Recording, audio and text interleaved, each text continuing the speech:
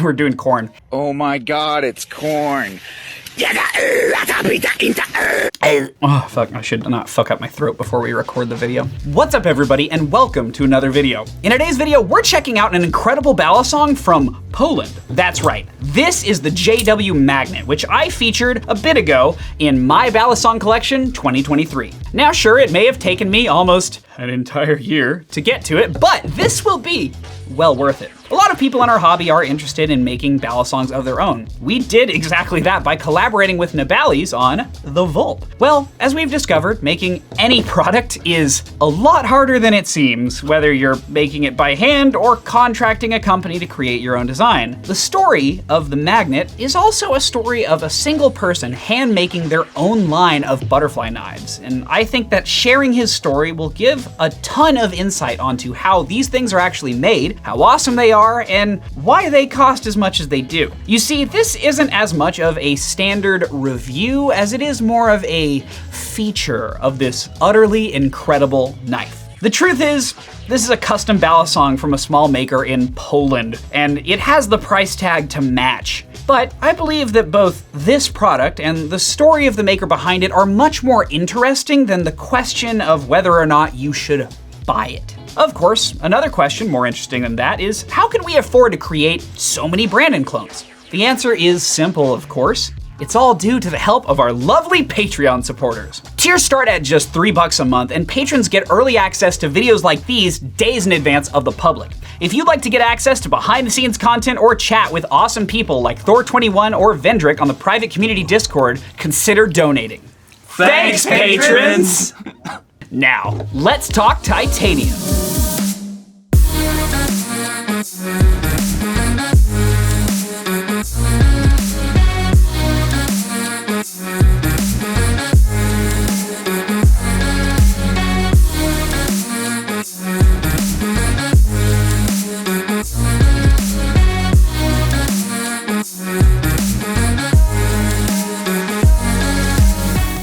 Vulp started making his own Balisongs in 2019. I mentioned a bit about his origins in the 2023 collection video, which you can see right here, but I think it's important to go into a bit more detail this time around. Now, here is the first Balisong JW ever posted to Instagram. I know, it's pretty cute. It's just so cute. But it's also surprisingly well implemented for a first attempt, especially given that it's completely handmade. Now, take it in a bit. Let those curves and edges sink in. Okay, you got that? Good. Now, that guy then went on to do this, and this, and this, and these, and those, and oh yeah, also this. Like, if that's not inspiring, then I don't know what is. Sure, everybody starts somewhere, and you can see a lot of the design of what would eventually become known as the magnet, even in that first draft, but the difference is astounding. This is truly the process of time and effort being put into a craft, unfolding before our very eyes. Scrolling through JW's Instagram from the beginning is an absolute treat, and I hope he never removes those early photos, as they do an incredible job of showing how much he's grown. From this first attempt, Jakob would move on to other experiments, trying a few more original designs before transitioning into aftermarket mods. He began where many do, adding anodizations to his various knives and even making his own spacers. Things really took off though once he tried making some fixed blades. Fixed blades are an awesome spot to start to hone your craft, as they require a lot less moving parts than Balisongs, and therefore a lot less complex precision. This means that you can mostly ignore technical things like balance during the grinding process and focus a lot more on the aesthetic aspects. There's a reason you see literally thousands of companies making folder knives and really not that many making balisongs. Now, even with simpler knives, you of course do have to worry about what materials you use and the weight and the durability, but with balisongs, you also have to finely tune the balance, the weight distribution, whether you're using a washer or bearing or bushing pivot system, making it comfortable for fast-moving tricks, and then having to make all of that good and work together to be good at flipping in the first place. And then you can look at the aesthetics. And so after those fixed blades, you could really see his style begin to shine. His blade shapes rapidly became much more refined and executed at higher and higher levels. Once a few experiments with G10 had passed, in September of 2021, we finally arrived at the reveal of the magnet. Ow. And what a reveal it was. This balisong was simply beautiful. Fantastic design featuring extremely simple concepts executed to a high degree made it stand out a lot. The blade shape for that one in particular was a perfect choice, an incredible recurve harpoon shape that easily showed off JW's growth as a craftsman. From there, he has experimented with different designs and techniques and some different materials, but the core of the magnet has remained generally consistent. Each one is unique, being entirely handmade with new grinds and finishes, which also means that the feel and balance is different every time. But that's also the appeal of custom knives. If you want to get a look at his current offerings and everything he's made so far, I highly suggest checking out his Instagram at the link below. So, why don't we focus in a bit more on my specific magnet and why I feel that it represents all of the core things that a maker should focus on to make a good balisong, and to find out what makes it so attractive.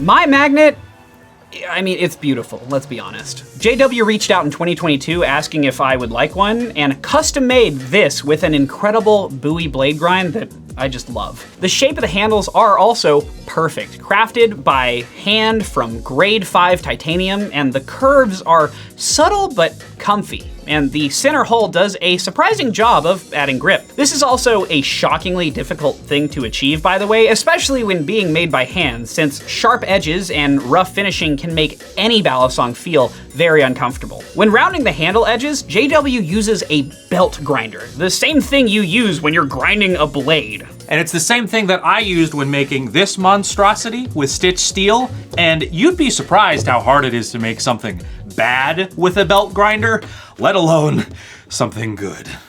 Speaking of stitched steel, the sandwich construction of this thing is very solid, reminding me of my Alien, which Stitch makes by hand.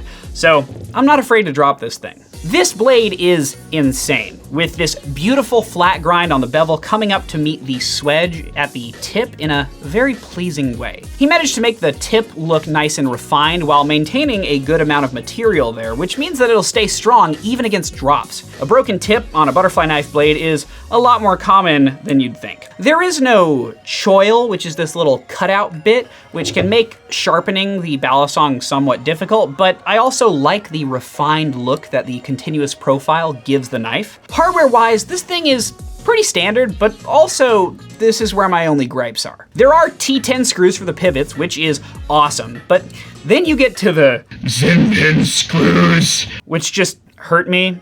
They are T6, which means they strip super easily, so I locked them in forever with Loctite Red so they can never hurt me again. Thankfully, JW actually listened to my feedback here and has since moved to hidden Zen pins on most of the magnet models and uses T8 for Zen pin screws when they do happen. I love to see these kinds of improvements being made from direct feedback, which is another plus of custom makers. And if you want to create a balisong for yourself, just please, for the love of Jesus of Nazareth, just use T10 or T15 screws. I beg you.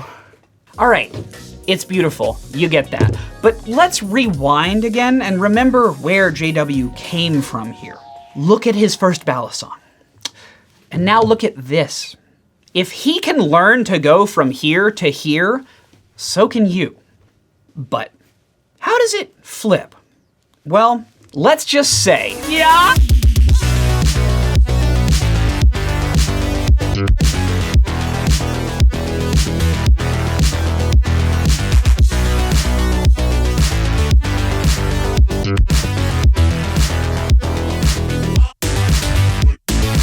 It's pretty fucking good. You cut off my Yahoo gag, you bitch. It weighs in at 4.8 ounces, which is on the heavier side, with a pretty substantial handle bias. Even with that bias, it's still surprisingly nimble. It's a bit more slow and methodical due to the way the handles carry their momentum, but it will listen and do whatever you ask of it happily. Rollovers are the name of the game here for sure, with long and smooth combos being rewarded. Aerials are fantastic, and the well-tuned bushings allow for fantastic swing, so everything is consistent and predictable. Parabolics are also easy, and palm spins feel amazing on this thing. Chaplins, though, are maybe my favorite on this Balisong.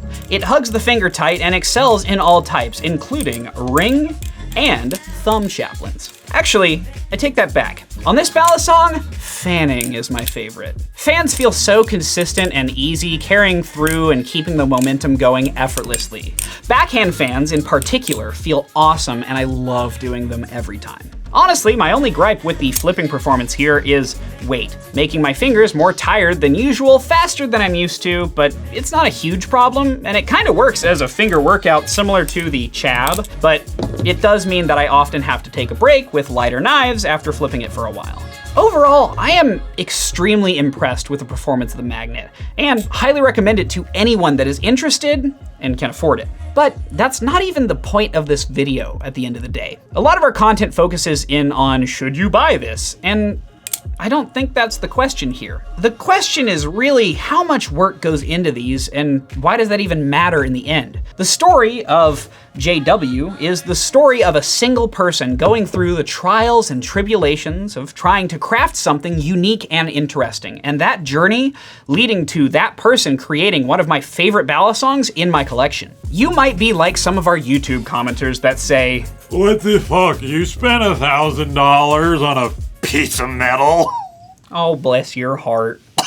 The point of a product like this isn't for it to be the cheapest possible product on the market. That is the goal of products like the Vulp and the Squiddy. JW's products are proof that with just a few tools and a lot of experience and a ton of creative energy, you can create really anything you want. Stitch Steel is a great example of this too, since he makes absolutely exceptional Balisongs, all with no computer-assisted machining. So, whether you're making an original Batangas Balisong in the Philippines, 3D printing your own trainers, mass producing them in China, or having a team make them in the United States like MachineWise or Squid Industries, or if you're a single person in Poland, this is a craft that takes a lot of love, passion, and creativity. And if you have that, I fully encourage you to pursue making a product of your own.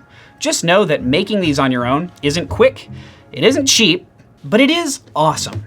Kind of like my JW magnet.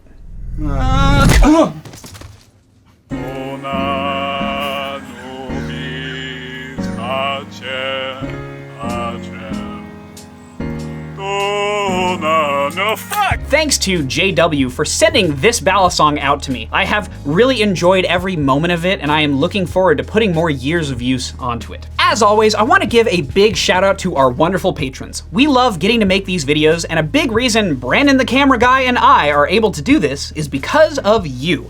Even one patron at the lowest tier giving us $3 a month is worth more than 1,000 views on one of our videos. If you'd like to join our private community Discord or get to talk with Brandon and I directly, or you want access to behind the scenes and videos like these days in advance of everyone else, consider donating. Tiers start at just $3 a month, and every bit goes towards my growing but secret art collection. What?